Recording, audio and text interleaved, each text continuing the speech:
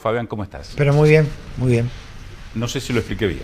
Sí, lo explicaste bien. Sí, aclarar que en el ámbito del escrutinio definitivo, que se realizó desde el miércoles al sábado, las disputas siempre fue la posibilidad de nuestro tercer lugar o el 11, como bien dijiste vos, de la lista que encabezó Omar Perotti. En ningún momento, dentro de lo que era la disputa voto a voto, Ujú. para llegar a esa representación, apareció Rubén Giustiniani. En realidad, Rubén Giustiniani aparece por una decisión arbitraria e indebida del Tribunal Electoral y en particular del presidente del Tribunal Electoral, Daniel Herbeta, que el día lunes, posterior a las elecciones, le comunicó a Carlos del Frade, al cabeza de nuestra lista, Ujú.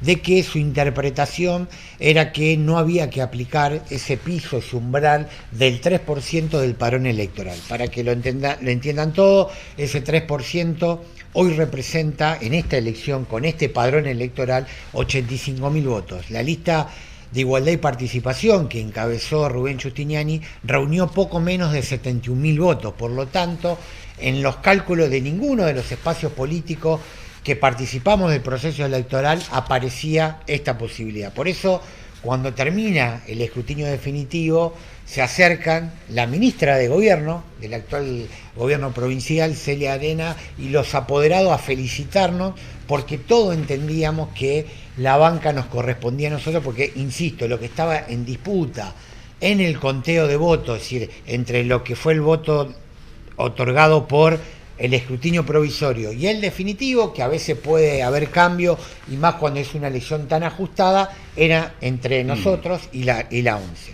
¿Por qué digo indebida? ¿Y por qué digo absolutamente ilegal y arbitraria? El Tribunal Electoral no está para interpretar leyes. El Tribunal Electoral lo que debe hacer es aplicar el derecho electoral y las leyes vigentes.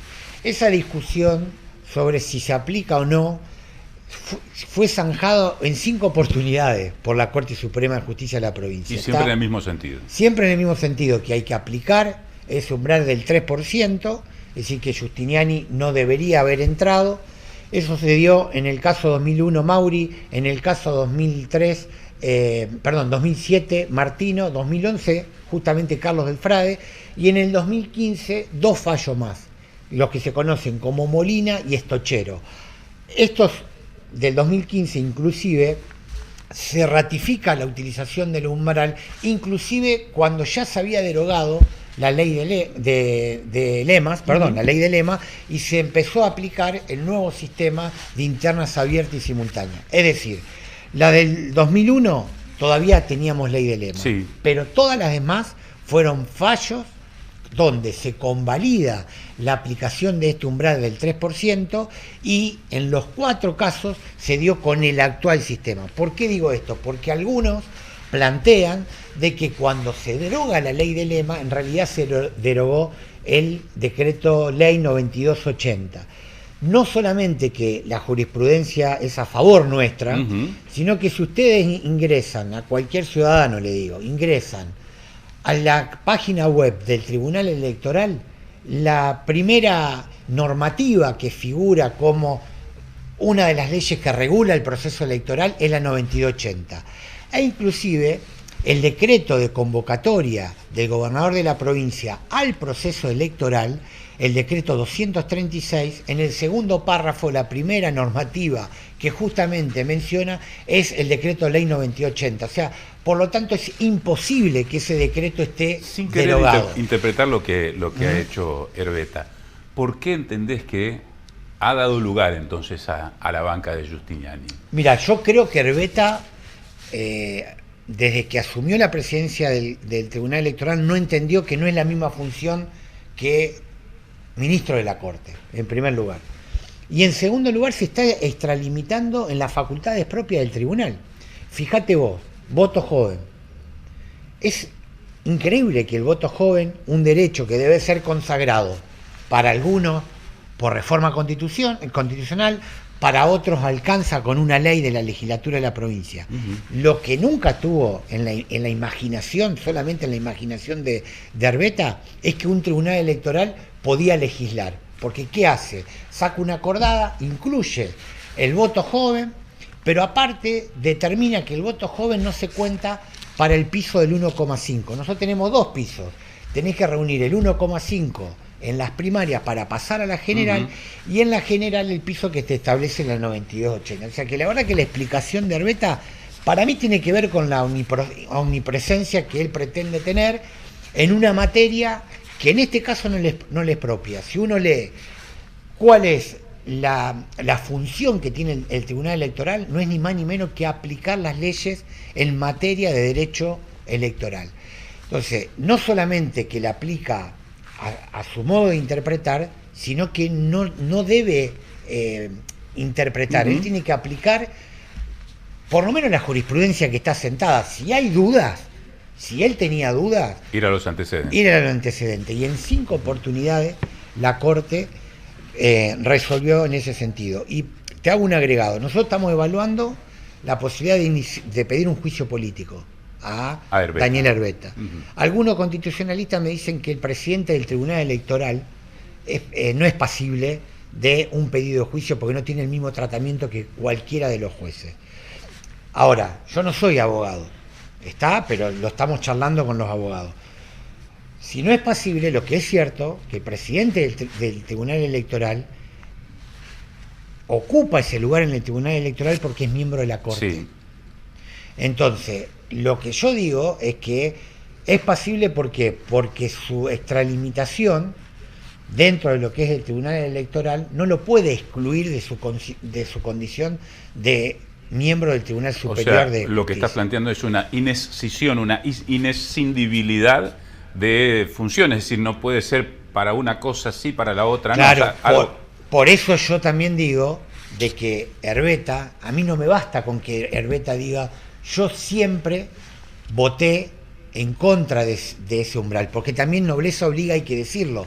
Las 5 veces que se trataron los pedidos de inconstitucionalidad de ese piso del 3%, Herbeta en minoría, de 5 miembros, fue el único que siempre dijo no corresponde poner un piso. ¿Está? Entonces yo eso lo puedo respetar, pero cuando es presidente del tribunal, él tiene que hacer suyo la jurisprudencia de toda la Corte, porque si no, primero que una jurisprudencia pasiva, pero la seguridad jurídica, si no la garantizan los miembros de la Corte Suprema, ¿quién va a garantizar la seguridad jurídica? En este caso, digamos, el derecho electoral, si no es la Corte. Entonces, nosotros no tenemos duda que cuando vayamos a la Corte tiene que fallar a favor nuestra, porque es lo que viene haciendo en 5 oportunidades. El primer paso es ir al Tribunal Electoral recurriendo. Recurrimos, ahora vamos a hacer un planteo de inconstitucionalidad al propio Tribunal Electoral, y una vez agotada esa instancia, obviamente se nos habilita la instancia de hacerlo en queja ante la Corte Suprema, que es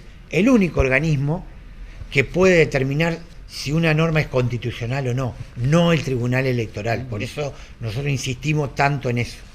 Fabián, saliendo de esta cuestión, de esta disputa por la banca, ¿cómo evaluás lo que pasó en la provincia de Santa Fe? Un triunfo tan contundente, ustedes están conformes con la elección que hicieron, esperaban esto, esperaban un poco más.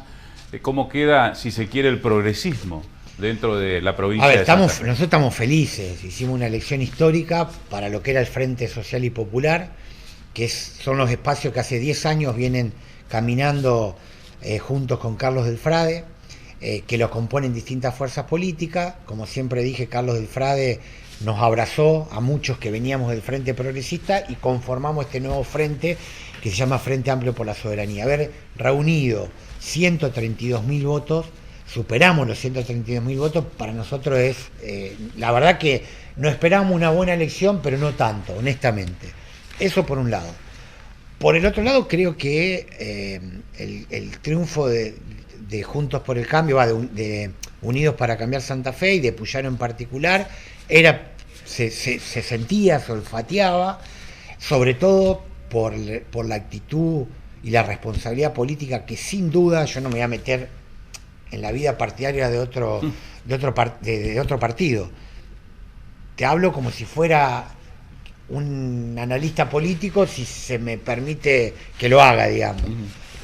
Creo que la responsabilidad política de Omar Perotti es inmensa, digamos. Así como él logró la unificación del peronismo para ganar en el 2019 destruyó las posibilidades electorales del peronismo, no solamente por una gestión que no cubrió las expectativas, eso no cabe ninguna duda y los resultados están en los votos que se reunió, sino por la disgregación en la campaña electoral del peronismo. Nadie sabe a dónde iba. La lista de diputados por un lado, el candidato a gobernador por otro lado. La verdad que fue, en términos electorales, una paliza inmensa. Sí. Creo que es la primera vez que el peronismo en la provincia de Santa Fe va a tener tan poca representación territorial. Han perdido Rafaela, una de las ciudades pionera histórica del peronismo y del perotismo, sobre todo. Ese Frente Unido mantuvo Venado Tuerto, mantuvo Rosario, mantuvo Santa Fe. El peronismo mantuvo Reconquista de las grandes ciudades, después han perdido muchísimas comunas, la representación legislativa obviamente se vio con 10 diputados, es poco para un cuerpo de 50. Perdieron la mayoría por primera vez en el Senado de la provincia de Santa Fe, así que creo que Unido, más allá de que yo no adhiero a la forma de construir y lo que significa Unido, creo que han hecho muchas cosas bien y bueno, ahí está desde el punto de vista electoral la respuesta, ¿no? Ya se están mencionando algunas posibilidades, entre ellas la de avanzar en una reforma constitucional, lo cual también debería contar con la posibilidad del acompañamiento de fuerzas de la oposición para lograr esas mayorías agravadas que determina la Constitución para que sea reformada. Yo siempre que envíen un proyecto de reforma y sea diputado voy a votar a favor, sin ningún tipo de especulación. Gobierne quien gobierne, lo envíe quien lo envíe o lo presente quien lo presente. Dicho esto, digo, no creo que Puyaro plantee en el primer tramo de su gestión una reforma de la Constitución. Y si lo hace, expresamente creo que va a renunciar a la posibilidad de la reelección del gobernador, por lo menos del gobernador en ejercicio. Creo que todos en la provincia de Santa Fe aprendimos dos cosas. La primera, que no hay más excusa para no reformar la Constitución. Pero todos aprendimos que la única forma de lograr los consensos es que se corra el gobernador en ejercicio. Y que no sea una reforma constitucional para que sea reelecto el gobernador. Para que sea reelecto el actual. Y eso creo que Maxi Puyaro es el primero que lo entendió y tampoco es conveniente abrir el frente interno. A ver, Unido es una alianza de muchos partidos y es lógico que haya aspiraciones de otros sectores y de otros dirigentes, hasta del mismo radicalismo. Entonces, no puede empezar el gobierno abriendo un frente interno diciendo vamos por la reforma, vamos por la reelección. En la primera etapa creo que no va a pasar eso y ojalá que si están dadas las condiciones en el segundo periodo, él mismo se excluya y que realmente avancemos. Yo digo, el gobernador que logre eso va a quedar en el bronce. Y lo digo con absoluta sinceridad y hasta capaz que es políticamente incorrecto decirlo. Digo, va a quedar en el bronce porque la deuda que tiene la política santafesina con la reforma de la Constitución es muy grande. Entonces, el gobernador que logre construir los consensos necesarios, sin duda va a ser recordado como el gobernador que logró normalizar nuestra deuda con la reforma del 94, ni más ni menos, ¿no? El hecho de que aparezca Maximiliano Puyaro, que si bien no apoyaba a Patricia Bullrich, ahora apareciera Patricia Bullrich en el acto en donde ganó ese domingo las elecciones, en materia de seguridad, ¿supone un endurecimiento del tratamiento de este tema en lugares por demás de caliente como son Rosario, Santa Fe y algunas otras localidades?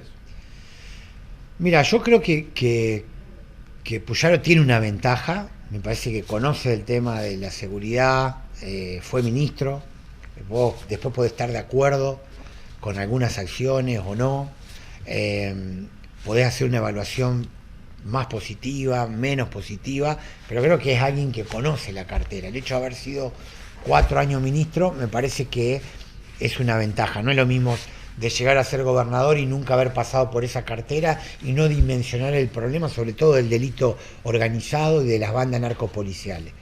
Ahí hay un problema, que Puyaro cree que con la actual policía, esto sí una valoración muy de nuestros sectores, del Frente Amplio por la Soberanía, Puyaro cree que empoderando a la policía es suficiente. La verdad que es cierto que la policía tiene que ser jerarquizada, es cierto que la policía tiene que tener mejores sueldos, es cierto que la policía tiene que recuperar la reconsideración con el común de la ciudadanía, que hay que sacarla a la calle, etcétera, etcétera.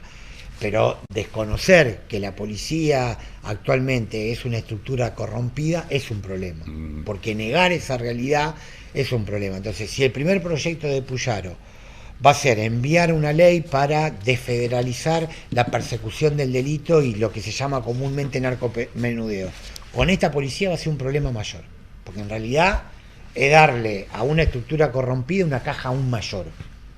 ¿Tá? Y estos son pocos los que lo dicen, y la verdad que hay que decirlo, porque va a ser un problema, realmente va a ser un problema. Entonces, entiendo que hay que empoderar a la policía, pero no basta con decirle a la policía la vamos a conducir desde la política, porque la verdad que se ha intentado y no se pudo, no se pudo. Entonces, yo creo que Puyaro es el primero que tiene que entender de que hay que refundar la policía, de que hay que empezar de cero.